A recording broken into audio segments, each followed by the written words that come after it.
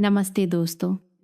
आज हम आपके लिए एक ऐसी भावनात्मक प्रेम कहानी लेकर आए हैं जो वाराणसी में घटी एक सच्ची घटना पर आधारित है।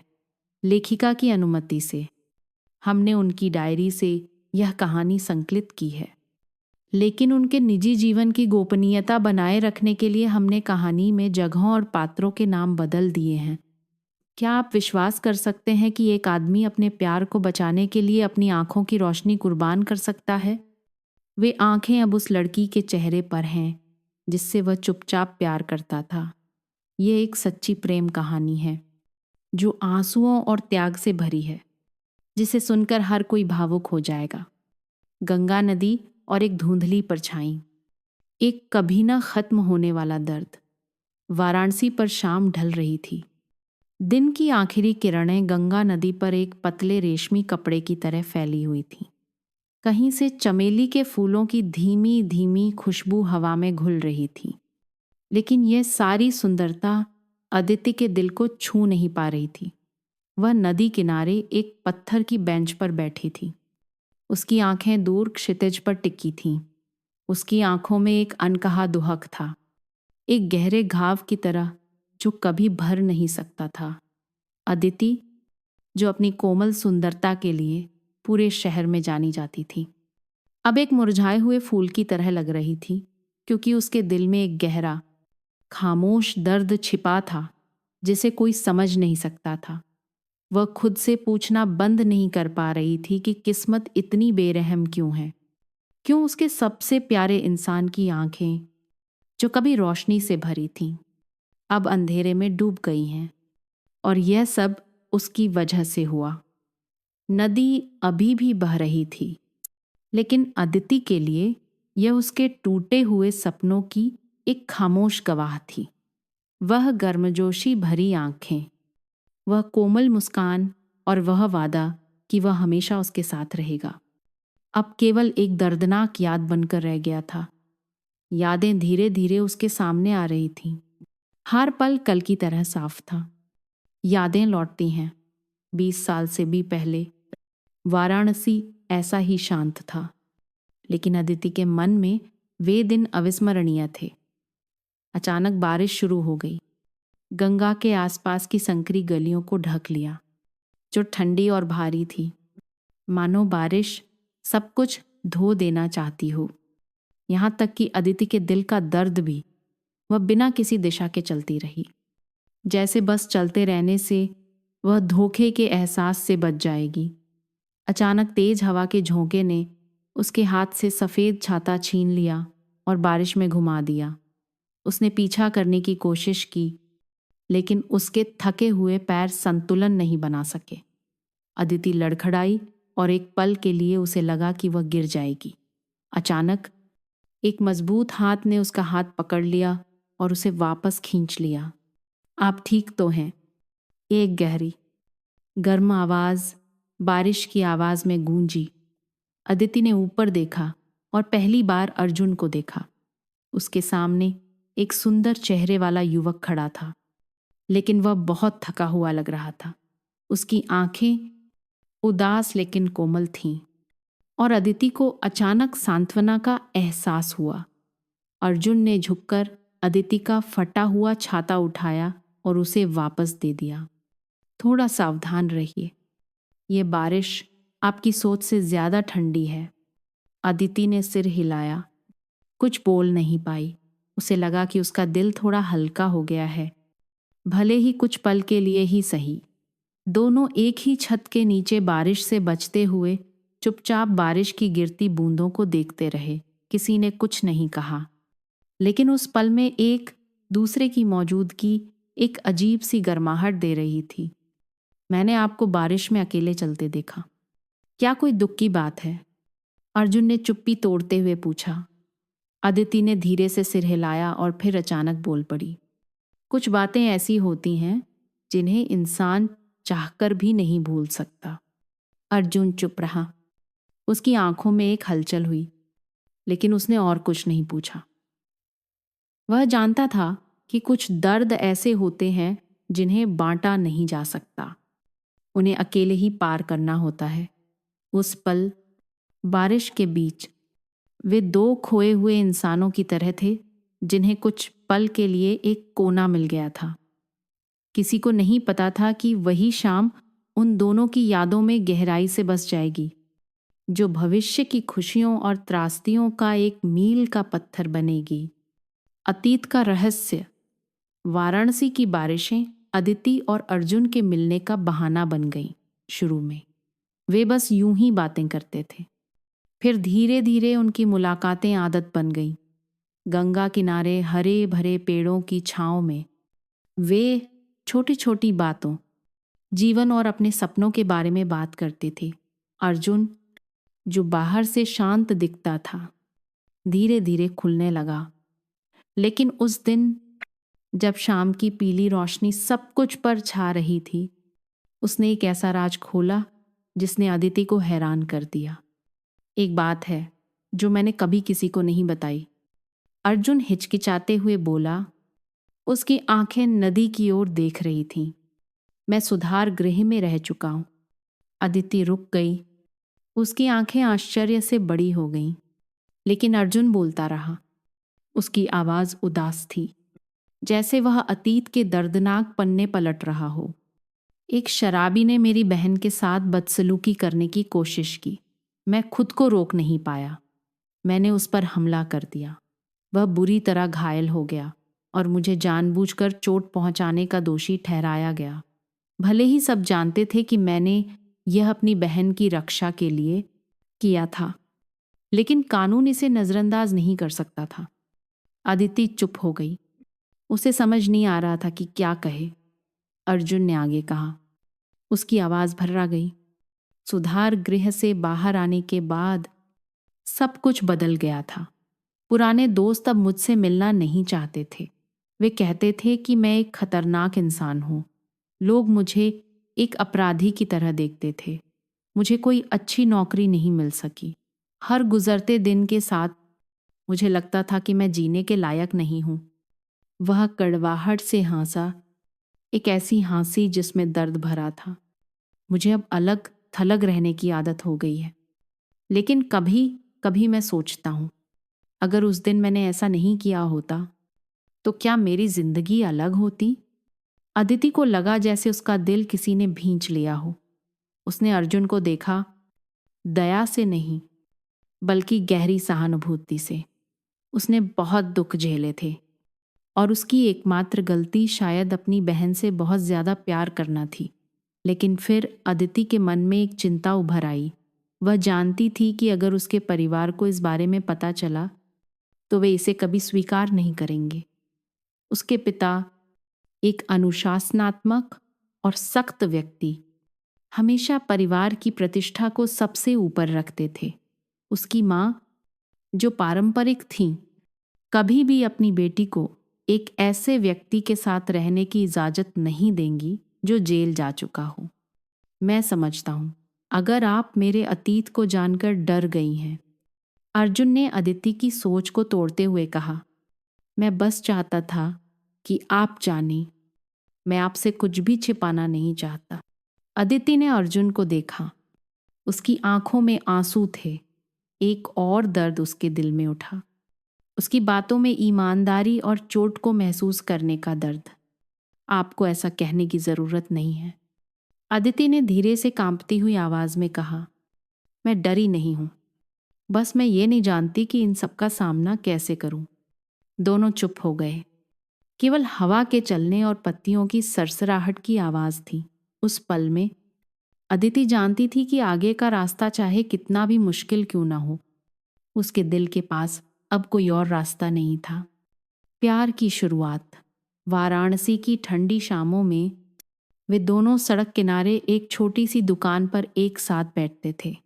अदिति कभी कभी धीरे से अर्जुन का हाथ पकड़ लेती।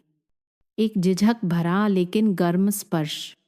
कई सालों के बाद पहली बार अर्जुन ने सच्ची सांत्वना महसूस की। फिर प्यार कब हो गया, किसी को पता नहीं चला। अदिति अर्जुन से पूरे दिल से प्यार करने लगी। उसने पहले भी प्यार किया था, भरोसा किया था और फिर बेरहमी से छोड़ दी गई थी। लेकिन अर्जुन के साथ उसे अब डर नहीं लगता था। उसके साथ वह सुरक्षित महसूस करती थी, संरक्षित महसूस करती थी। भले ही अर्जुन के अपने घाव थे, एक भारी अतीत था। वह हमेशा अपनी तरह से उसकी परवाह करता था और अर्जुन अपनी हीन भावना के बावजूद अदिति के लिए अपने प्यार को महसूस करने से खुद को रोक नहीं सका। वह किसी भी लड़की की तरह नहीं थी जिससे वह कभी मिला हो। वह उसकी जिंदगी में आई रोशनी की किरण थी, जिसने उसे पहली बार जीना चाहा, भविष्य के सपने देखना चाहा। एक रात, एक लंबी बारिश के बाद अदिति और अर्जुन नदी किनारे एक छोटी सी छत के नीचे खड़े थे। पानी के किनारे से टकराने की धीमी आवाज आ रही थी और चांद की धुंधली रोशनी बारिश की बूंदों से छनकर आ रही थी। मैं तुमसे प्यार करती हूँ, अदिति ने धीरे से लेकिन दृढ़ता से कहा, इतना कि मुझे किसी और चीज की परवाह नहीं है। अर्जुन ने उसे देखा। उसकी आंखें कुछ कहना चाहती थीं, लेकिन वह हिचकिचा गया। अदिति करीब आई और धीरे से उसे गले लगा लिया। अर्जुन ने अब दूरी नहीं रखी। उसने उसे अपनी बाहों में कसकर पकड़ लिया, जैसे कि अगर वह उसे छोड़ देगा तो वह गायब हो जाएगी। समय बीतता गया और वे और करीब आ गए। उनका प्यार अब सिर्फ शब्दों या झिझक भरे हाथ पकड़ने तक सीमित नहीं था। उन्होंने एक दूसरे को सब कुछ दिया, चुंबन, रात में चुपचाप एक दूसरे के साथ रहना और सबसे सच्ची भावनाएं। फिर एक दिन अदिति को पता चला कि वह गर्भवती है। वह आश्चर्यचकित या घबराई नहीं, इसके बजाय उसे लगा कि यह एक चमत्कार है। अदिति के लिए यह बच्चा उनके प्यार का सबूत था, एक ऐसा प्यार जिसे उसने कभी नहीं सोचा था कि वह पिछले रिश्ते के घावों के बाद फिर से पाएगी। लेकिन जब उसने अर्जुन की आंखों में देखा तो उसे एक गहरी चिंता का एहसास हुआ। उसने उसे अपनी बाहों में भर लिया और फुसफुसाया, मैं तुम्हारी और बच्चे की हर कीमत पर रक्षा करूंगा, लेकिन मुझे डर है कि हमारे लिए जिंदगी आसान नहीं होगी। अदिति ने अपना हाथ उसके गाल पर रखा। उसकी आंखों में दृढ़ता थी। मुझे कुछ नहीं चाहिए, बस तुम चाहिए। मैं तुमसे प्यार करती हूं, इतना कि मुझे किसी बात का पछतावा नहीं है। वे जानते थे कि आगे चुनौतियां इंतजार कर रही हैं। अदिति का परिवार, सामाजिक पूर्वाग्रह और अर्जुन के अतीत के घाव भी। लेकिन उस पल में उनके पास केवल प्यार और एक दूसरे पर विश्वास था। परिवार से त्रासदी। अदिति ने अर्जुन को अपने माता पिता से मिलवाने का फैसला करने से पहले कई रातें जागकर बिताईं। चिंता के बावजूद अर्जुन और अपने पेट में पल रहे बच्चे के लिए प्यार ने उसे साहसी बना दिया। उसे उम्मीद थी कि अर्जुन की ईमानदारी उसके माता पिता की कठोरता को नरम कर देगी। उसके पिता श्री रमेश वाराणसी में एक बड़ी फैक्ट्री के निदेशक थे। वह अपने सिद्धांतों के लिए जाने जाते थे, हमेशा परिवार के सम्मान और प्रतिष्ठा को सबसे ऊपर रखते थे। उसकी माँ श्रीमती सुधा एक आदर्श शिक्षिका थीं, जो हमेशा सख्त लेकिन अपनी बेटी से बेहद प्यार करती थीं। मुलाकात शुरू से ही तनावपूर्ण माहौल में हुई। नमस्ते अंकल, आंटी, मैं अर्जुन हूँ। अर्जुन ने धीरे से सिर झुकाते हुए विनम्रता से कहा। उसने एक साधारण शर्ट पहन रखी थी, जो साफ सुथरी होने के बावजूद थोड़ी झिझक दिखा रही थी। श्री रमेश ने अर्जुन को सिर से पांव तक परखा, अपनी नापसंदगी को बिना छिपाए। तुम क्या काम करते हो? उन्होंने ठंडे स्वर में पूछा। जी, मैं फ्रीलांस काम करता हूँ, लेकिन मैं अभी एक स्थिर नौकरी खोजने की कोशिश कर रहा हूँ। अर्जुन ने शांत रहने की कोशिश करते हुए जवाब दिया। फ्रीलांस काम का क्या मतलब है? एक बेरोजगार, श्री रमेश ने व्यंग्यात्मक लहजे में बीच में ही टोक दिया। पापा, अदिति ने विनती भरी आंखों से पुकारा। श्रीमती सुधा ने भी बीच में टोकते हुए गंभीर स्वर में कहा। अदिति, तुम ऐसे आदमी को घर लाने के बारे में सोच भी कैसे सकती हो? हमारे परिवार में किसी चीज की कमी नहीं है। तुमने ऐसा आदमी क्यों चुना? अदिति ने अर्जुन का हाथ कसकर पकड़ लिया और समझाने की कोशिश की। पापा, मम्मी, मैं इनसे प्यार करती हूँ। ये एक अच्छे इंसान हैं और मैं इनके साथ सुरक्षित महसूस करती हूँ। सुरक्षित? श्री रमेश उपहास से हंसे। यह जेल में रह चुका है। ऐसा आदमी तुम्हें कैसे सुरक्षा दे सकता है? और अगर ये बात बाहर फैल गई तो हमारे परिवार के सम्मान का क्या होगा? क्या तुमने इस बारे में सोचा है? श्री रमेश के शब्द अर्जुन के दिल में एक चाकू की तरह चुभ गए। उसने सिर झुका लिया। उसके हाथ कस गए, लेकिन उसने शांत रहने की कोशिश की। अंकल, आंटी, मैं अपने अतीत से इनकार नहीं करता। मैं जानता हूं कि मैंने गलती की थी, लेकिन मैंने उसकी कीमत चुकाई है। मैं अदिति से प्यार करता हूं और मैं उसे खुशी देना चाहता हूं। अर्जुन ने कांपती लेकिन दृढ़ आवाज में कहा, तुम खुशी दोगे अपने गंदे अतीत के साथ? तुम्हें लगता है कि तुम इस परिवार में रहने के लायक हो? श्री रमेश ने तीखी नजरों से चिल्लाते हुए कहा। अदिति रो पड़ी। मैं गर्भवती हूं, मैं उसे नहीं छोड़ सकती। पूरा कमरा सन्न रह गया। श्री रमेश गुस्से से भरी आंखों से खड़े हो गए। क्या तुम इसके बच्चे की मां बनने वाली हो?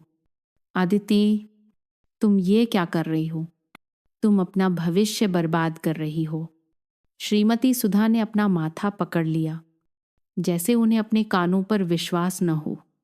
अदिति, तुमने मां को बहुत निराश किया है। क्या तुमने अपने माता पिता के बारे में सोचा है? क्या तुम जानती हो कि यह हमारी बनाई हुई हर चीज को बर्बाद कर देगा? अदिति घुटनों के बल बैठ गई। उसके आंसू बह रहे थे। मैं आपसे विनती करती हूँ। पापा, मम्मी, मैं उनसे सच्चा प्यार करती हूँ। कृपया हमें स्वीकार कर लीजिए। मुझे कुछ नहीं चाहिए, बस अपना परिवार चाहिए। लेकिन श्री रमेश ने उसे झिड़क दिया। उनकी आवाज ठंडी थी। अगर तुम उसे चुनने पर अड्डी हो तो आज से तुम मेरी बेटी नहीं हो। ये शब्द अदिति के कानों में बिजली की तरह कड़के वह फूट फूट कर रोने लगी और अर्जुन चुपचाप खड़ा रहा। उसका चेहरा पीला पड़ गया था। अंकल, आंटी, अर्जुन ने रोंदी हुई आवाज में कहा, मैं जानता हूं कि मैं काफी अच्छा नहीं हूं, लेकिन मैं अदिति से प्यार करता हूं और मैं उसके लिए कुछ भी करूंगा। अगर आप मुझे स्वीकार नहीं करते तो बस मैं आपसे विनती करता हूं कि उसे चोट न पहुंचाएं। तुम कौन होते हो यहां भीख मांगने वाले? श्री रमेश चिल्लाए। अर्जुन ने और कुछ नहीं कहा। उसने सिर झुकाया और दरवाजे से बाहर चला गया। लेकिन जाने से पहले उसने अदिति को आखिरी बार देखा। उसकी आंखें दर्द से भरी थीं। मुझे माफ कर दो अदिति, मैं नहीं चाहता कि तुम मेरी वजह से दुख झेलो। अदिति उसके पीछे भागी, लेकिन अर्जुन अंधेरे में गायब हो चुका था। वह गिर पड़ी। उसके आंसू अत्यधिक दर्द में मिल गए। दर्द में बिछड़ना। अर्जुन अदिति के घर से बाहर भागा। वाराणसी का आसमान जैसे उसके दिल की हालत समझ रहा हो। ठंडी बारिश बरसाने लगा।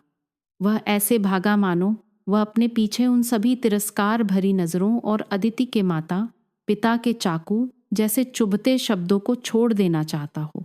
लोग कहते हैं कि अच्छा इंसान बनना मुश्किल नहीं है, लेकिन मेरे लिए ये इतना दर्दनाक क्यों है? अर्जुन ने खुद से पूछा।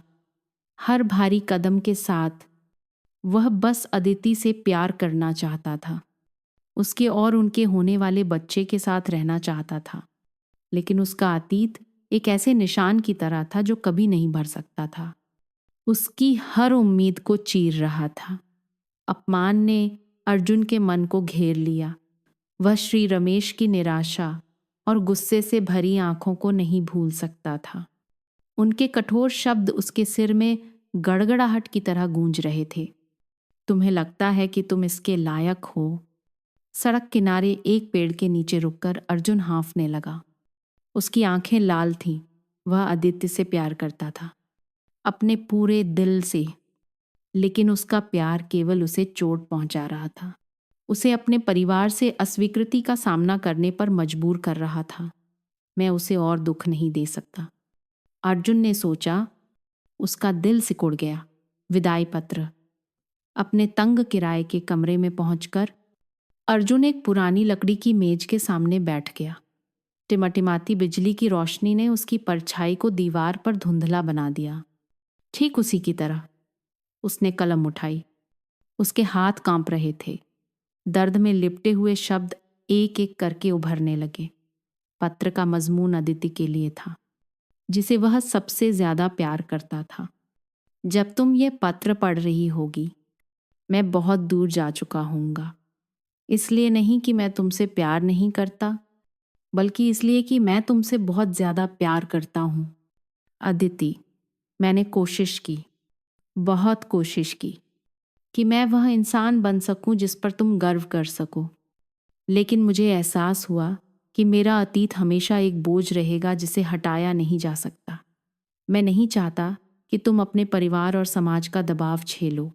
तुम एक शांतिपूर्ण जीवन की हकदार हो, एक ऐसे पति की जिसे तुम्हारे माता पिता मुस्कान के साथ स्वीकार कर सकें।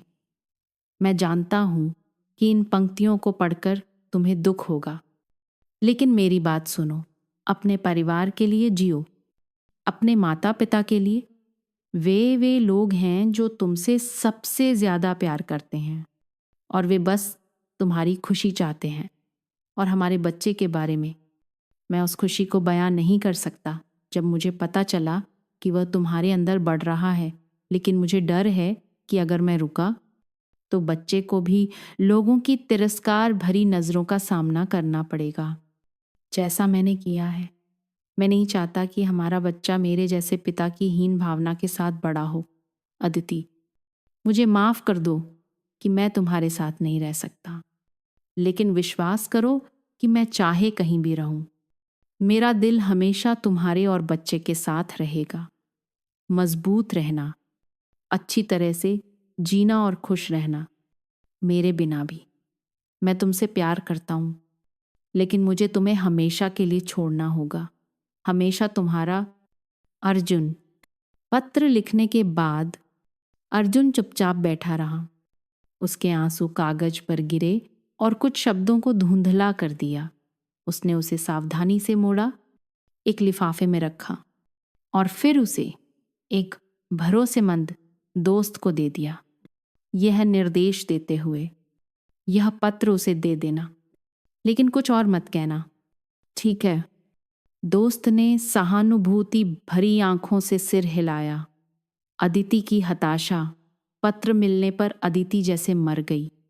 हर पंक्ति पढ़ते हुए उसके हाथ कांप रहे थे, आंसू लगातार बह रहे थे।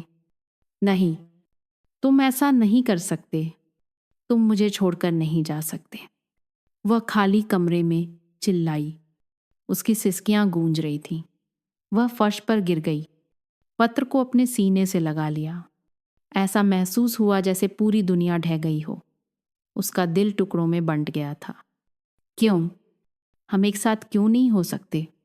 सिर्फ उसके अतीत के कारण, उन पूर्वाग्रहों के कारण जो कभी नहीं बदलेंगे। उसे अर्जुन के साथ बिताया हर पल याद आया। जब वह उसका हाथ पकड़ता था, जब वह फुसफुसाता था कि वह हमेशा उसकी रक्षा करेगा। अब वे वादे केवल दर्दनाक यादें थीं। अदिति ने घुटनों के बल बैठकर अपने पेट को पकड़ लिया। बेटा, तुम्हारे पिता हमसे प्यार करते हैं, लेकिन जिंदगी ने उन्हें हमारे साथ रहने का मौका नहीं दिया। माँ तुम्हारे पिता के बिना कैसे जिएगी? वह दिल दहला देने वाला दर्द अदिति और अर्जुन दोनों ने महसूस किया।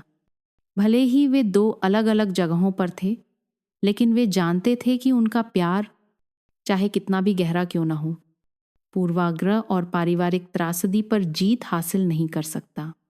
दो दर्द, दो जीवन। आंसुओं भरी विदाई की रात के बाद अर्जुन ने वाराणसी शहर छोड़ दिया। उसने कुर्ग, कर्नाटक का एक अनजान इलाका चुना। जैसे वह उन यादों और असहनीय दर्द से भागना चाहता हो। अपनी थोड़ी सी बचत से अर्जुन ने पठार पर जमीन का एक छोटा सा टुकड़ा खरीदा और कॉफी उगाना शुरू कर दिया। हर दिन वह सुबह होने से पहले उठता, उसके कठोर हाथ मिट्टी खोदते, बीज बोते और हर कॉफी के पौधे की देखभाल करते। भारी शारीरिक श्रम ने उसके शरीर को थका दिया, लेकिन ये उसके दिल के दर्द को शांत नहीं कर सका। हर बार जब वह आसमान की ओर देखता तो उसे उस दिन अदिति की आंसू भरी आंखें याद आती, उसके हताशा में कहे गए शब्द याद आते। मैं तुमसे प्यार करती हूँ, मैं तुम्हारे बिना नहीं जी सकती। उसने खुद से कहा, मैं इसीलिए गया ताकि वह एक बेहतर जीवन जी सके। लेकिन मेरा दिल इतना खाली क्यों है? रात में जब सब कुछ शांत हो जाता तो वह लकड़ी के घर के बरामदे में अकेला बैठता और तारों से भरे आसमान को देखता। अदिति की छवियां, उसकी मुस्कान, उसकी कोमल आवाज और वह बच्चा जिसे उसने एक बार भी छुआ नहीं था, लगातार उसके मन में आते रहते। उसका दिल दर्द से सिकुड़ जाता। बेटा, पिताजी को माफ कर दो। पिताजी तुम्हें एक पूरा परिवार नहीं दे सके, अर्जुन ने फुसफुसाते हुए कहा। उसकी आवाज रात के अंधेरे में खो गई। वाराणसी में अदिति भावनात्मक नरक में जी रही थी। अदिति उसी घर में रही जहां वह पली बढ़ी थी, लेकिन अब यह एक जेल से कम नहीं था। उसके माता पिता श्री रमेश और श्रीमती सुधा लगातार उस पर बच्चा गिराने का दबाव डालते रहे। क्या तुम जानती हो कि तुम क्या कर रही हो? अदिति, श्री रमेश चिल्लाए। यह गर्भ नहीं रह सकता, यह पूरे परिवार को बदनाम कर देगा। अदिति ने आंसू बहाते हुए चिल्लाकर कहा, मैं ऐसा नहीं कर सकती। ये मेरा बच्चा है, मैं उसे नहीं मार सकती। आप नहीं समझते, ये मेरा एक हिस्सा है, मेरे प्यार का हिस्सा है। श्रीमती सुधा ने निराशा और चिंता से भरी आंखों से अदिति को देखा। अदिति, अपने माता पिता की बात सुनो। यह बच्चा तुम्हारी जिंदगी बर्बाद कर देगा। तुम्हारे भविष्य का क्या, तुम्हारे करियर का क्या? तुम अर्जुन जैसे इंसान के लिए सब कुछ कुर्बान करने को क्यों तैयार हो? अदिति ने अपना पेट पकड़ लिया, आंसू बह रहे थे। मुझे करियर या प्रतिष्ठा की परवाह नहीं है, मुझे बस यह बच्चा चाहिए और मुझे विश्वास है कि अर्जुन वापस आएगा। वह हमें कभी नहीं छोड़ेगा। उसके शब्दों ने जैसे आग में घी का काम किया। श्री रमेश गरजे, अगर तुम इतनी जिद्दी रहोगी तो मुझे पापा मत कहना। आज से तुम मेरी बेटी नहीं हो। अदिति ने दर्द से अपने पिता को देखा, लेकिन वह पीछे नहीं हटी। मुझे माफ कर दो, लेकिन मैं बच्चे को नहीं छोड़ सकती। अगर आप लोग मुझे स्वीकार नहीं करते तो मैं अपना ख्याल खुद रख लूंगी। उस दिन से अदिति अपने परिवार की उपेक्षा में जी रही थी। उसे बाहर जाने से मना कर दिया गया, बाहरी दुनिया से उसका हर संपर्क काट दिया गया। लेकिन इन सबके बावजूद वह अपने बच्चे को रखने के लिए दृढ़ रही। जुदाई के महीने, 8 महीने की जुदाई के बाद अदिति और अर्जुन को एक दूसरे की कोई खबर नहीं थी। उस समय व्हाट्सएप, फेसबुक जैसी आधुनिक संचार सुविधाएं मौजूद नहीं थीं। यहाँ तक कि एक ब्लैक एंड वाइट फ़ोन भी एक विलासिता थी जो केवल अमीर परिवारों के पास होती थी। अदिति के लिए भले ही उसका परिवार सक्षम था, लेकिन बाहरी दुनिया से उसका संपर्क लगभग काट दिया गया था। अर्जुन के लिए, जो कूर्ग की दूरदराज की भूमि में रहता था, एक फ़ोन भी उसकी पहुंच से बाहर था।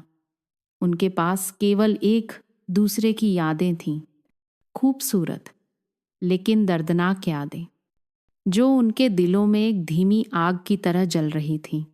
अदिति की यादें। हर दिन अदिति खिड़की के पास बैठकर गंगा नदी की ओर देखती, उम्मीद करती कि कोई चमत्कार होगा, अर्जुन का एक पत्र आएगा, लेकिन कुछ नहीं हुआ। वह केवल अपने पेट को पकड़कर अपने बच्चे से बात कर सकती थी। माँ जानती है कि तुम्हारे पिता हमें याद कर रहे हैं। अर्जुन का जीवन। अर्जुन कूर्ग में अकेलेपन में जी रहा था। अदिति की याद को भूलने के लिए दिन रात काम करता था। उसे नहीं पता था कि वह और उसका बच्चा स्वस्थ हैं या नहीं, लेकिन जानने का कोई तरीका नहीं था। हर रात वह अपने छोटे से घर में बैठकर आसमान को देखता, सोचता कि क्या अदिति और बच्चा उसका इंतजार कर रहे हैं। दो लोग, एक दर्द। दोनों याद और अस्पष्ट उम्मीद में जी रहे थे। संपर्क करने का कोई तरीका नहीं था। वे केवल एक दूसरे को याद कर सकते थे और उम्मीद कर सकते थे कि एक दिन वे फिर मिलेंगे। लेकिन समय और दूरी जैसे जैसे बढ़ती गई, उनकी जुदाई और गहरी होती गई। भाग्य का हादसा। एक हल्की बारिश वाली शाम, अदिति, जिसका दिल अर्जुन की याद में भारी था, वाराणसी की एक जानी पहचानी सड़क पर चुपचाप चल रही थी। उसके आंसू लगातार गिर रहे थे, जिससे उसकी दृष्टि धुंधली हो गई थी। अर्जुन के साथ बिताई हर याद उसके दिमाग में स्पष्ट रूप से उभर रही थी। गंगा के किनारे की बातें, उसकी कोमल आंखें और विदाई पत्र में उसका दर्दनाक वादा। उसने सड़क पर आने जाने वाले वाहनों की भीड़ पर ध्यान नहीं दिया। सामने से एक कार की हेडलाइट तेजी से आई। एक चीख की आवाज आई। एक पल में कार अदिति से टकरा गई, उसे सड़क के किनारे फेंक दिया। राहगीरों ने उसे तुरंत अस्पताल पहुंचाया। अदिति का शरीर बुरी तरह घायल हो गया था। उसके कपड़ों पर खून फैल गया था। आपातकालीन कक्ष में डॉक्टर उसे और उसके पेट में पल रहे बच्चे को बचाने की कोशिश कर रहे थे। जीवन बचाने की लड़ाई। ऑपरेशन तनावपूर्ण माहौल में घंटों तक चला। बच्चे को बचाने के लिए डॉक्टरों को जल्दी ऑपरेशन करना पड़ा। भले ही बच्चा माँ के पेट में केवल 8 महीने का था, एक स्वस्थ लड़का पैदा हुआ जो ऑपरेशन थिएटर में जोर से रोया। उसका चेहरा बिल्कुल अर्जुन जैसा था, लेकिन अदिति की हालत गंभीर हो गई। सिर में गंभीर चोट के कारण उसकी आंखों की रोशनी लौटने की कोई उम्मीद नहीं बची थी। यह बुरी खबर परिवार के दिल में चाकू की तरह चुभ गई। अदिति की माँ अस्पताल के गलियारे में ही गिरकी पड़ी और उसके पिता, जो अमीर और शक्तिशाली थे, भी कुछ नहीं कर सके। अंधेरे में दर्द। जब अदिति को होश आया तो उसकी आंखों के सामने पूरी तरह से अंधेरा था। वह घबरा गई। मेरा बच्चा कहाँ है? मेरा बच्चा कैसा है? उसकी माँ ने उसका हाथ पकड़ लिया। उसकी आवाज़ रुंधी हुई थी। तुम्हारा बेटा स्वस्थ है, बिल्कुल अर्जुन जैसा दिखता है, लेकिन तुम अब देख नहीं सकती। अदिति जैसे सुन्न हो गई। उसके आंसू नहीं निकल सके, लेकिन उसका दिल टूट गया। उसने अपना हाथ अपने चेहरे पर रखा, अपनी आंखें जोर से खोलने की कोशिश की, लेकिन सब कुछ व्यर्थ था। माँ, ऐसा क्यों हुआ? मैं अभी तक अपने बेटे को देख भी नहीं पाई। मैं अभी तक अर्जुन से भी नहीं मिली। परिवार से निराशा। अदिति के परिवार ने उसे ठीक करने के लिए हर संभव कोशिश की, लेकिन उस समय अस्पताल में प्रत्यारोपण के लिए कोई उपयुक्त कॉर्निया नहीं था। भले ही परिवार के पास पैसा और शक्ति थी, कॉर्निया खरीदना असंभव था। हादसे के बाद के दिनों में अदिति अंधेरे में जी रही थी। अपने बेटे के रोने की आवाज़ सुनकर उसका दिल दर्द से भर जाता था। वह अपने बेटे के छोटे से चेहरे को सहलाती, मन में उसकी छवि बनाने की कोशिश करती। माँ को माफ़ कर दो। माँ तुम्हें देख नहीं सकती, तुम्हें एक पूरा परिवार नहीं दे सकती। तुम्हारे पिता, क्या तुम्हारे पिता जानते हैं कि हम उनका इंतज़ार कर रहे हैं? घने अंधेरे में अदिति के पास केवल अर्जुन की यादें और उसका बेटा ही एकमात्र सांत्वना थे। लेकिन अपनी आंखों की रोशनी खोने और अपने प्यार से दूर रहने के दर्द ने उसे एक निराशाजनक स्थिति में धकेल दिया। जहां से कोई रास्ता नहीं था। बाहर बारिश फिर से हो रही थी, जैसे वह अदिति के दुखद भाग्य पर रो रही हो। कूर्ग तक बुरी खबर। अर्जुन के एक करीबी दोस्त ने सुना कि अदिति, उसकी प्रेमिका, एक दुर्घटना का शिकार हो गई है। उसकी आंखें हमेशा के लिए अंधी हो गई हैं, लेकिन उसने बहादुरी से एक बेटे को जन्म दिया है। तुरंत वह दोस्त अर्जुन को खबर देने के लिए कूर्ग के लिए रवाना हो गया। वाराणसी से आया दोस्त अचानक प्रकट हुआ। उसका चेहरा घबराहट से भरा था। अर्जुन, अर्जुन, अदिति का एक्सीडेंट हो गया है। उसकी आंखें हमेशा के लिए चली गईं। उसने अभी अभी एक बेटे को जन्म दिया है। तुम्हारा बेटा है। ये शब्द अर्जुन के कानों में बिजली की तरह कड़के। उसने हाथ से कुदाल गिरा दी। उसके पैर लड़खड़ा गए। उसका दिल जैसे किसी ने निचोड़ लिया हो। अदिति अंधी हो गई। मेरा मेरा बेटा, तुम क्या कह रहे हो? दोस्त ने आंसू बहाते हुए सिर हिलाया। हाँ, ये तुम्हारा बेटा है अर्जुन। बच्चा बिल्कुल तुम्हारी तरह दिखता है, लेकिन अदिति, वह बहुत दुख में है। तुम्हें वापस जाना होगा। अर्जुन की वाराणसी वापसी। बिना किसी हिचकिचाहट के अर्जुन ने कुछ सामान पैक किया और वाराणसी लौटने वाली पहली बस पकड़ ली। लंबी यात्रा के दौरान वह अदिति के बारे में सोचना बंद नहीं कर सका। वह लड़की जिसे वह खुद से ज्यादा प्यार करता था, और वह बेटा जिसे उसने कभी अपनी बाहों में नहीं लिया था। अदिति ने मेरी वजह से बहुत दुख झेला है। अब उसने अपनी आंखों की रोशनी भी खो दी। मेरा बच्चा, हे भगवान, तू इतना निर्दयी क्यों है? अर्जुन ने अपना चेहरा बस की खिड़की से सटा लिया। उसके आंसू बह रहे थे। उसने खुद को अदिति को छोड़ने के लिए दोषी ठहराया। उसे उसके साथ रहना चाहिए था, उसकी रक्षा करनी चाहिए थी, लेकिन अब वह अप्रत्यक्ष रूप से उसके इस दुखद भाग्य का कारण था। अस्पताल के गेट के सामने जब बस अस्पताल के गेट पर रुकी तो अर्जुन गतिहीन खड़ा हो गया। उसने अपना बैग कसकर पकड़ रखा था। वह अंदर भागकर अदिति और अपने बेटे से मिलना चाहता था। उसे बताना चाहता था कि वह उसे फिर कभी नहीं छोड़ेगा, लेकिन उसके पैर जैसे जंजीरों से बंधे थे। अस्पताल के कमरे की खिड़की के शीशे से अर्जुन ने अदिति को बिस्तर पर लेटे हुए देखा। उसका चेहरा पीला था। उसकी दोनों आंखों पर पट्टी बंधी थी।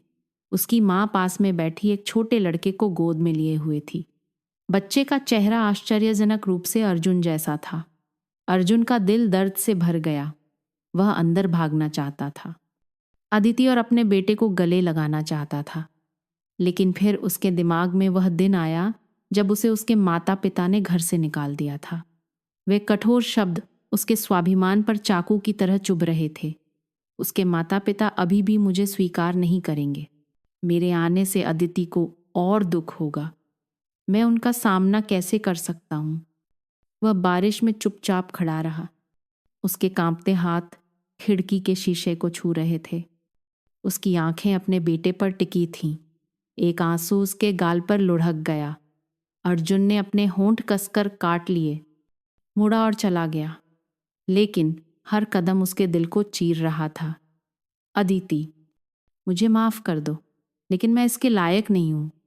तुम और हमारा बेटा एक बेहतर जीवन के हकदार हो मेरे बिना। अर्जुन के आंसू उसके गालों पर लुढ़कते रहे। उसने खुद से कहा, मैं अदिति और बेटे के लिए सब कुछ कुर्बान कर दूंगा, ताकि अदिति फिर से रोशनी देख सके। खामोश बलिदान, दर्दनाक फैसला। अस्पताल के प्रतीक्षालय के एक कोने में बैठे अर्जुन को ऐसा लगा जैसे उसे हजारों सुइयों ने घेर लिया हो, जो उसके दिल में चुभ रही हों। अदिति की आंखों की हालत के बारे में डॉक्टर के शब्द अभी भी गूंज रहे थे। अगर कोई उपयुक्त कॉर्निया नहीं मिला तो वह हमेशा के लिए अंधी हो जाएगी। उसने अपनी मुट्ठी भींच ली। उसकी आंखों में दुख था, लेकिन एक दृढ़ संकल्प भी चमक रहा था।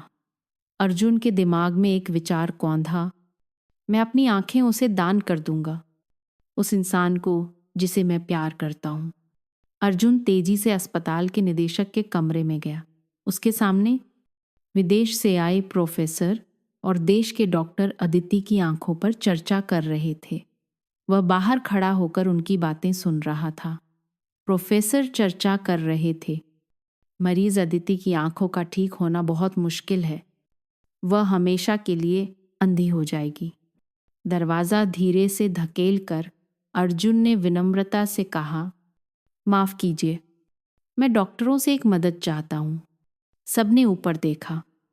एक डॉक्टर ने पूछा, आपको क्या चाहिए? अर्जुन ने सिर झुकाया। उसकी आवाज़ कांप रही थी। मैं अपनी कॉर्निया मरीज अदिति को दान करना चाहता हूँ। पूरा कमरा सन्न रह गया। एक विदेशी प्रोफेसर ने अनुवादक के माध्यम से पूछा, क्या आप जानते हैं कि इसका क्या मतलब है? अगर आप ऐसा करते हैं तो आप हमेशा के लिए अपनी आंखों की रोशनी खो देंगे। अर्जुन ने सिर उठाया। उसकी आंखों में प्यार की आग जल रही थी।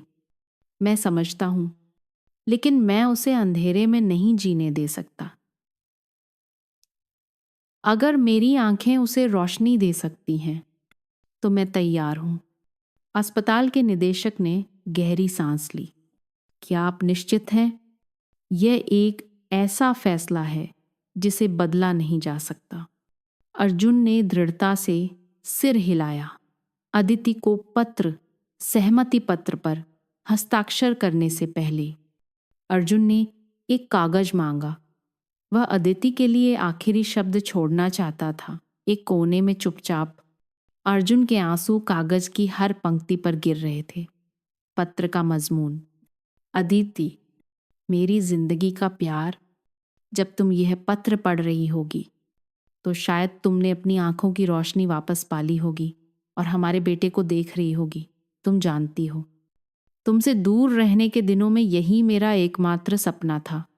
मैं तुम्हारे सामने नहीं आ सकता क्योंकि मैं अब इसके लायक नहीं हूं, लेकिन मैं चाहता हूं कि तुम जानो कि भले ही मैं तुम्हारे साथ नहीं रह सकता, मेरा दिल हमेशा तुम्हारे और हमारे बेटे के साथ रहेगा। ये आंखें अब तुम्हारी हैं, जैसे मेरा प्यार हमेशा तुम्हारा रहेगा। खुश रहना। हमारे बेटे को अपने और अपने परिवार के प्यार भरे आगोश में बड़ा होने देना। मुझे मत ढूंढना। अदिति, बस तुम्हारा अच्छा जीवन ही अंधेरे में मेरे लिए रोशनी का काम करेगा।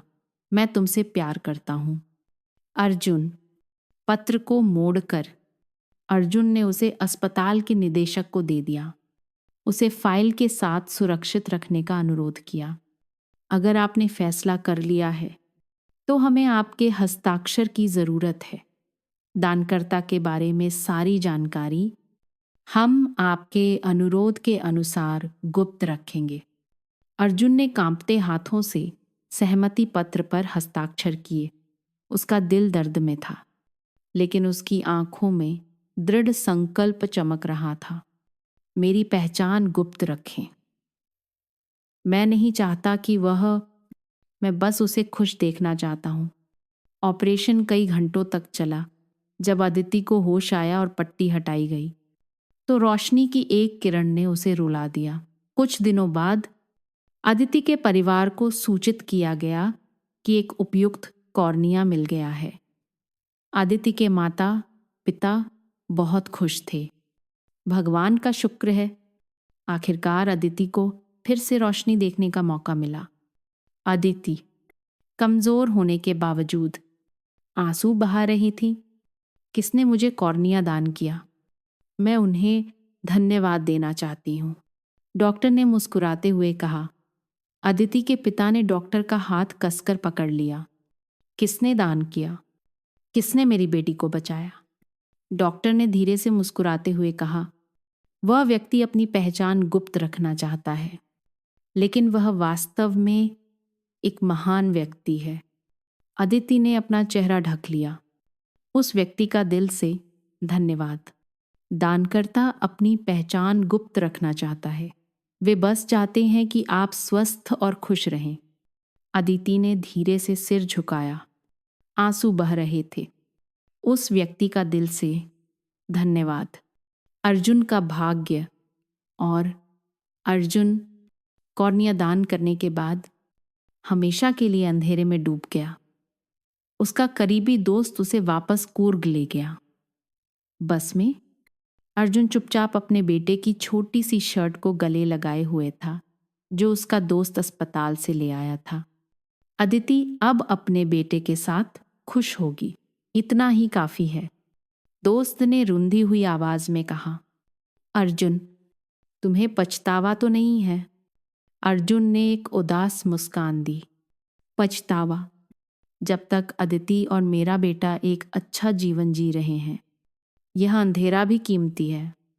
कूर्ग में कॉफी के बागानों के बीच अपने छोटे से घर में अर्जुन एक स्थायी दर्द और कभी न खत्म होने वाले प्यार के साथ अकेला रहता था।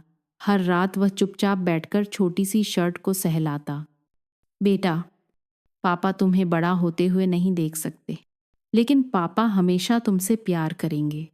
अदिति, तुम मेरी जगह भी जीना।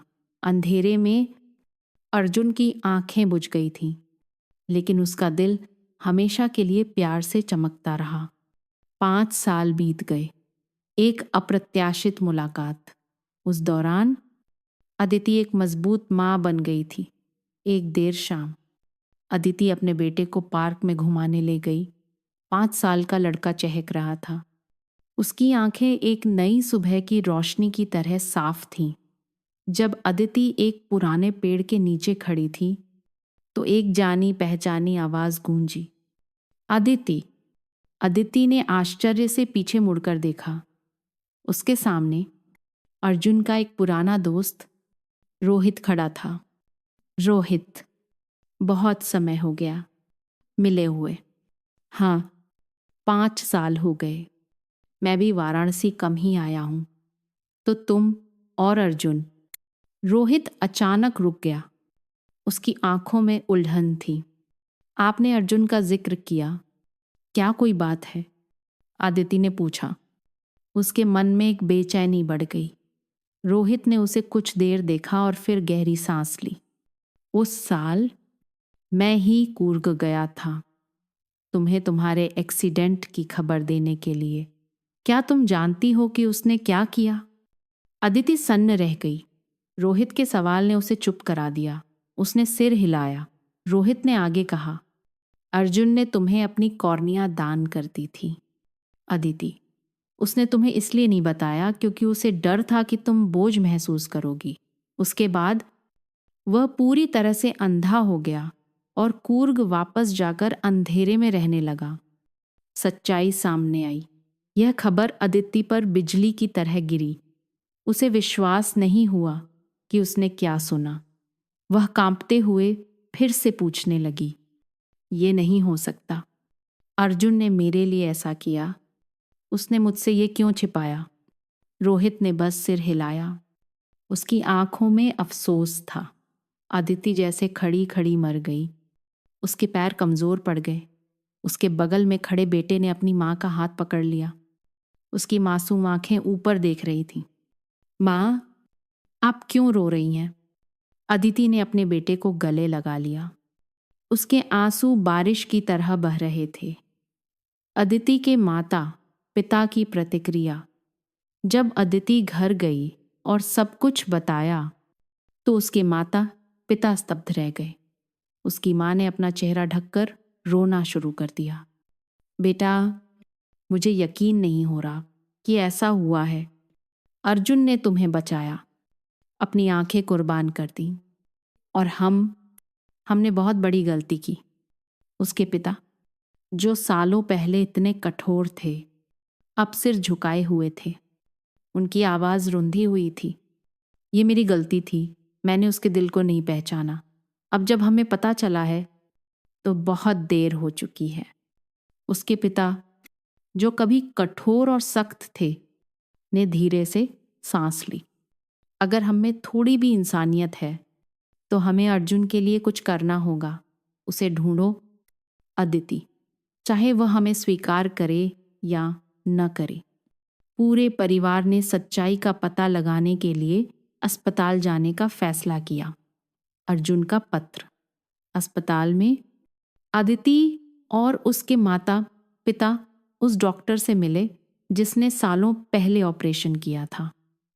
उन्होंने उनसे दानकर्ता की पहचान बताने की विनती की। डॉक्टर ने कई बार मना करने के बाद आखिरकार एक फाइल कैबिनेट खोला और अदिति को एक पत्र दिया। उन्होंने धीरे से कहा, यह वह पत्र है जो अर्जुन ने छोड़ा था। उसने मुझे यह बताने से मना किया था, लेकिन शायद अब सही समय है। अदिति ने कांपते हुए पत्र खोला। जाने पहचाने अक्षर सामने आए। हर स्याही की रेखा उसके दिल में चुभ रही थी। पत्र का मजमून, प्रिय अदिति, जब तुम यह पत्र पढ़ रही होगी तो मैं अब तुम्हारे साथ नहीं होऊंगा। मुझे यह छिपाने के लिए दोष मत देना। मैं बस चाहता था कि तुम खुश रहो, बिना किसी बोझ या दर्द के। ये आंखें मैंने तुम्हें उपहार में दी हैं ताकि तुम इस खूबसूरत दुनिया को देखना जारी रख सको। लेकिन तुम्हें मुझसे एक वादा करना होगा, अच्छा जीवन जीना, हर दिन मुस्कुराना। हमारे बेटे को एक मजबूत माँ की ज़रूरत है। मुझे मत ढूंढना, मेरे पास वापस मत आना। मैं नहीं चाहता कि तुम मुझे इस अंधेरे में देखो। बस तुम्हारी खुशी ही मुझे संतुष्टि देगी। मैं तुमसे प्यार करता हूँ। मैं बेटे से प्यार करता हूँ और मैं उस जीवन से भी प्यार करता हूँ जो तुमने मुझे उन छोटे दिनों में दिया। अर्जुन। पत्र पढ़ने के बाद अदिति के आंसू बह रहे थे। उसके हाथ इतने कांप रहे थे कि वह कागज नहीं पकड़ पा रही थी। उसके माता पिता भी भावुक हो गए, कुछ बोल नहीं पा रहे थे। पास में बैठा छोटा लड़का मासूमियत से पूछ रहा था, माँ, पत्र किसने लिखा है? मैं पापा से मिलना चाहता हूँ। अदिति ने अपने बेटे को गले लगा लिया। दर्द इतना था कि वह सच नहीं बोल पा रही थी। बेटा, पापा ने माँ और तुम्हारे लिए सब कुछ कुर्बान कर दिया। पापा तुमसे बहुत प्यार करते हैं। उस पल में अदिति समझ गई कि उसे अर्जुन को ढूंढना होगा, न केवल धन्यवाद कहने के लिए, बल्कि उसे उसके असली परिवार में वापस लाने के लिए। कुर्ग की यात्रा, अर्जुन की तलाश। कार एक सुबह जल्दी वाराणसी से निकली। सूरज अभी तक नहीं निकला था। केवल सड़क की धुंधली रोशनी रास्ता दिखा रही थी। कार में माहौल हर किसी की दबी हुई भावनाओं से भारी था। अदिति ने अपने बेटे आरव को पीछे की सीट पर गोद में लिया हुआ था। उसकी उदास आंखें खिड़की से बाहर देख रही थीं। हर किलोमीटर गुजरने के साथ उसका दिल सिकुड़ रहा था। माँ, हम कहाँ जा रहे हैं? आरव ने अपनी चमकीली आंखों से पूछा, जो बिल्कुल अर्जुन जैसी थीं। बेटा, हम एक बहुत महत्वपूर्ण व्यक्ति को खोजने जा रहे हैं, तुम्हारे पिता को। अदिति की आवाज रुंधी हुई थी। आंसू उसके गालों पर लुढ़क रहे थे। अदिति के माता पिता आगे की सीट पर बैठे थे। कोई किसी से बात नहीं कर रहा था। उसकी माँ, जो हमेशा मजबूत रहती थी, अब केवल सिर झुकाए हुए थी, अपने हाथों को कसकर पकड़े हुए, जैसे अपने पश्चाताप को छिपा रही हो। मुझे नहीं पता कि मैं अर्जुन का सामना कैसे करूंगी। इतने सालों तक हमने उसे अकेले दुख सहने दिया। मुझे भी उम्मीद नहीं थी कि चीज़ें ऐसी हो जाएंगी। काश काश उस दिन मैंने सुनने और समझने की कोशिश की होती। उसके पिता ने गहरी सांस ली। उनकी आंखें आगे की सड़क पर टिकी थीं। जब वे कूर्ग पहुंचे तो परिवार ने हर जगह पूछना शुरू कर दिया, लेकिन अर्जुन एक अकेला रहने वाला नेत्रहीन व्यक्ति, जिसके बारे में ज़्यादा कोई नहीं जानता था। वे एक छोटे से बाजार से गए जहां अदिति की माँ ने हर विक्रेता से पूछा, बहन जी, क्या आप यहाँ अर्जुन नाम के किसी नेत्रहीन व्यक्ति को जानती हैं? वह कहाँ रहता है? सिर हिलाना। अस्पष्ट उत्तरों ने उनकी उम्मीदों को धीरे धीरे धूमिल कर दिया। शाम तक एक बूढ़ी विक्रेता ने कहा, मुझे ठीक से याद नहीं है, लेकिन मुझे लगता है कि कॉफी की पहाड़ी के नीचे एक पुराने लकड़ी के घर में एक नेत्रहीन व्यक्ति रहता है। आप वहां जाकर कोशिश कर सकती हैं। परिवार जल्दी से उस दिशा में चल पड़ा। कार ऊबड़ खाबड़ लाल मिट्टी की सड़क से होकर गुजरी, जिसके चारों ओर विशाल कॉफी के बागान थे। आरव, जो पहली बार इतनी दूर आया था, उत्सुक आंखों से चारों ओर देख रहा था। माँ, पापा कहाँ हैं? मैं अभी पापा से मिलना चाहता हूँ। अदिति ने अपने बेटे का हाथ कसकर पकड़ लिया। उसके आंसू बहने को थे। तुम जल्द ही पापा से मिलोगे? आरव, माँ वादा करती है। आखिरकार वे एक छोटे लकड़ी के घर तक पहुंचे। यह कॉफी के जंगल के बीच में एक साधारण सा घर था।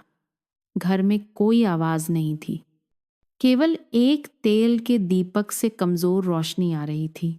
अदिति आगे बढ़ी। उसका दिल सिकुड़ रहा था। उसने धीरे से दरवाजा खटखटाया। कोई जवाब नहीं आया। दूर से एक आदमी छड़ी पकड़े हुए घर की ओर लड़खड़ाते हुए आ रहा था। अदिति ने तुरंत उस परिचित सिलुएट को पहचान लिया। अर्जुन! अदिति ने रुंधी हुई आवाज में चिल्लाया। अर्जुन रुक गया। उसका सिर आवाज की दिशा में घूमा। वह कांप रहा था। उसका थका हुआ चेहरा आश्चर्य और भय से भरा था। कौन कौन मुझे बुला रहा है? अदिति खुद को रोक नहीं सकी। वह दौड़कर उसे गले लगा ली। यह मैं हूं, अदिति। अर्जुन। अर्जुन पीछे हट गया। उसके चेहरे पर घबराहट थी। अदिति, तुम्हें कैसे पता चला? तुम यहां क्यों आई हो? अदिति फूट फूट कर रोने लगी। तुम्हारे लिए। तुमने मेरे लिए जो किया, उसके लिए। तुमने मुझे बचाया। तुमने मेरे लिए अपनी आंखों की रोशनी कुर्बान कर दी। मैं तुम्हें खोजने कैसे नहीं आती। अदिति के माता पिता आगे बढ़े। उसके पिता ने अर्जुन के सामने सिर झुकाया। उनकी आवाज कांप रही थी। अर्जुन, हम गलत थे, बहुत गलत। कृपया हमें माफ कर दो। अदिति की मां ने अर्जुन का हाथ पकड़ लिया। अर्जुन बेटा, हम जीवन भर तुम्हारे नहीं रहेंगे। हमारे साथ घर चलो, परिवार के पास चलो। बेटा। अर्जुन चुपचाप खड़ा रहा। ये शब्द उसके दिल को चीर रहे थे। उसने बस सिर हिलाया, अपने दर्द को छिपाने की कोशिश कर रहा था। मैं माफी के लायक नहीं हूं। मैं इसके लायक नहीं हूं। मैं बस चाहता था कि सब खुश रहें। आरव, वह बच्चा जिसका चेहरा बिल्कुल उसकी तरह था, अचानक आगे बढ़ा। पापा। लड़के ने अर्जुन को गले लगा लिया। उसकी आंखें खुशी से चमक रही थीं। अर्जुन घुटनों के बल बैठ गया। उसके कांपते हाथ अपने बेटे के चेहरे को छू रहे थे। उसके आंसू बह रहे थे। उसकी अंधी आंखें अब केवल अंधेरे में देख सकती थीं, लेकिन उसका दिल चमक उठा था। बेटा, क्या ये सच में तुम हो? अदिति उसके बगल में घुटनों के बल बैठ गई। उसे और बेटे को गले लगा लिया। अर्जुन, मैं तुमसे विनती करती हूं, मेरे साथ घर चलो। मेरे और हमारे बेटे के साथ हम एक साथ एक नई शुरुआत करेंगे। आंसुओं में खुशी। अर्जुन कुछ नहीं कह सका, बस अपने छोटे से परिवार को गले लगा लिया। अदिति के माता पिता पास खड़े थे। उनके बूढ़े चेहरों पर आंसू थे। उनकी आंखों में पश्चाताप और कृतज्ञता भरी थी। कॉफी के जंगल पर सूर्यास्त हो रहा था। आखिरी किरणें आंसुओं से भरी इस मुलाकात को रोशन कर रही थीं। उन दिलों के लिए एक नई शुरुआत जो बहुत दर्द सह चुके थे। यह प्यार और माफी में खुशी की कहानी का अंत भी है।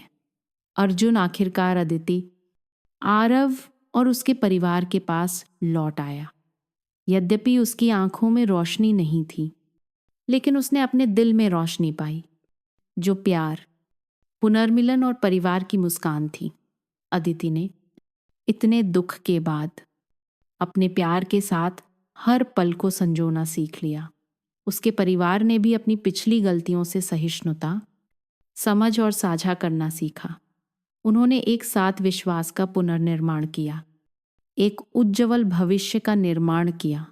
हरे भरे कॉफी की पहाड़ियों के नीचे उन्होंने अपने जीवन का एक नया अध्याय शुरू किया, एक अध्याय जो प्यार और आशा से भरा था। यह कहानी सिर्फ आंसुओं भरी प्रेम कहानी नहीं है, बल्कि यह कई गहरे सबक भी देती है। सच्चा प्यार बिना शर्त त्याग है। अर्जुन अपने प्यार को खुश देखने के लिए अपनी आंखों की रोशनी का त्याग करने को तैयार था। यह हमें याद दिलाता है कि प्यार सिर्फ शब्द नहीं है, बल्कि दिल से किए गए कार्य भी हैं। परिवार और समझ।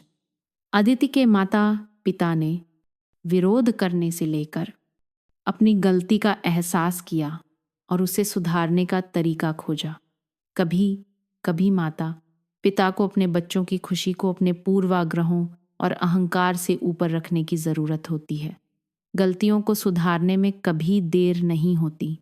5 साल की जुदाई के बावजूद अदिति और अर्जुन को फिर से मिलने, पुराने घावों को भरने और एक साथ खुशी का पुनर्निर्माण करने का मौका मिला।